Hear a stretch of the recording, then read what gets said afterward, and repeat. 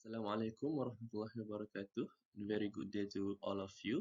I am Ahmed Ijanimin Zamri, and for PHC560 today, I will deliver a topic of manufacturing compliance of nutraceutical product.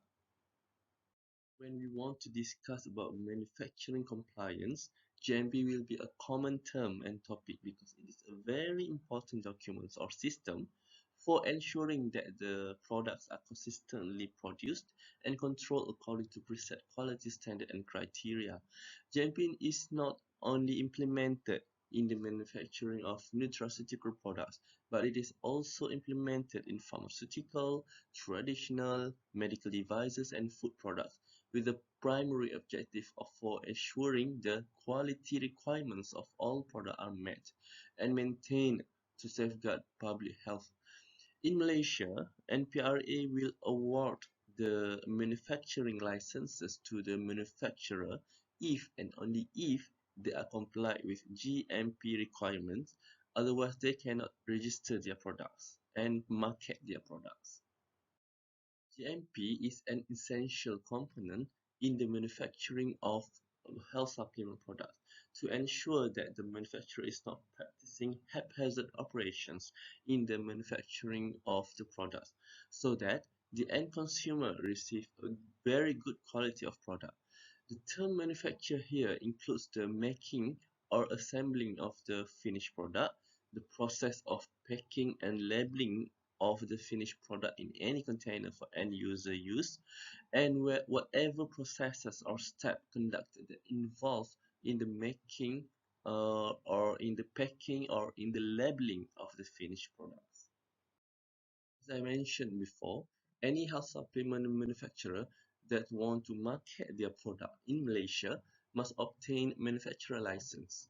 And according to the guideline on GMP for traditional medicine and health supplements, and also under the CDCR 1984, they are obliged to comply with the GMP in order to get the license. Okay, so you might be wondering why health supplements production needs GMP. Typically, the starting materials utilized in the health supplements production are natural in origin, such as plants and animal parts, which are susceptible to the contamination, deterioration, and the variation in the quality. Therefore, control of the starting materials, storage, and also the processing of health supplement is very important. In addition, the control is required because of the complex and variable nature of the active materials, and also the number and the small quantity of the defined active materials available in many health supplements products. GMP requirements of the health supplement manufacturing are focused on the control of the starting materials, manufacturing processes, premise, and building of the manufacturing facility, and the equipment, and also the personnel involved. Now we continue to the components of the ASEAN and Malaysia GMP guidelines. Other than these two guidelines, there are various GMP guidelines available online. But in Malaysia, we typically refer to two main guidelines, which are ASEAN guideline and also the Malaysia guideline prepared by the National Pharmaceutical Regulatory Agency (NPRA). Both guidelines basically possess the same components, except here for ASEAN guideline, there is an extra chapter which is sanitation and hygiene. In chapter 4, the NPRA guideline integrated the sanitation and hygiene chapter into chapter 3, which is premises and equipment. So it is basically similar. As for this lecture, we will only focus on the quality management, personnel, premises and equipment, documentation, and also production. First component of the GMP guideline is about the quality management. Basically, it outlines the basic requirement of GMP, the scope of quality assurance, as well as the scope for quality control. So the responsibility is held by the senior management in the pharmaceutical company. And it also requires the participation and commitment by staff in various departments at all levels within the company. First, we go to the JMP basic requirements. There are 7 requirements outlined here. Firstly, all manufacturing processes are clearly defined, regularly reviewed, and proven to manufacture health supplement product with consistent required quality and specifications. Secondly, the critical manufacturing processes and their changes must be verified. Thirdly, the manufacturing plant need to have adequate facilities, which includes the qualified and trained personnel to carry out the procedure correctly, adequate premises and space, suitable equipment and services, correct materials, containers, and labels, approved procedures and instructions with clear and understandable languages, and suitable storage and transportation. Fourthly, all manufacturing activities, including distribution, must follow the procedure and instruction, and it must be recorded, including the significant deviations made during the manufacturing. The deviation are any changes in the processing of the products, whether it is unplanned or planned. And then the record itself, okay, the fifth point is the record itself must be kept so that the history of the batch can be easily traced. And then a system should be there to recall any product batches in case of any discrepancies that occur. Lastly, the manufacturer need to ensure that there is a system or the procedures in handling products complaint that ensure all of them are examined, investigated, and rectified. As for quality assurance, it is a very important department in the industry since it acts as the inspector in safeguarding the quality system. It covers all matters which influence the product quality, make sure products are of the quality required for intended use, incorporates GMP and other factors outside the GMP scopes with regards to the quality.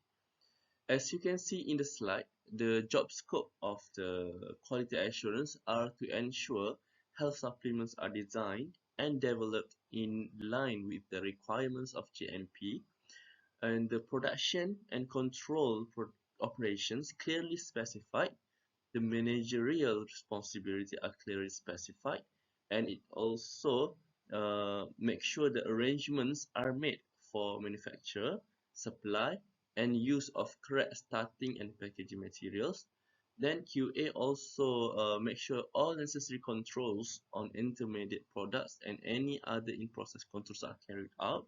It also control the finished product correctly processed and checked, and then it also ensure that the health supplements are not supplied before head of the QC or QA has certified the batch, and the QA also ensure the satisfactory arrangements exist in the distributing the health supplement, thus the quality are not compromised. And lastly, it ensure there is a standard operating procedure that well implemented for self-inspection and also the quality audit. As for quality control, it involves sampling, specification, and testing of the material of the product and also environmental control. QC need to have adequate facility, trained personnel, and approved procedure for the sampling, inspecting, and testing of the materials, packaging materials, finished product, and environmental monitoring of manufacturing site.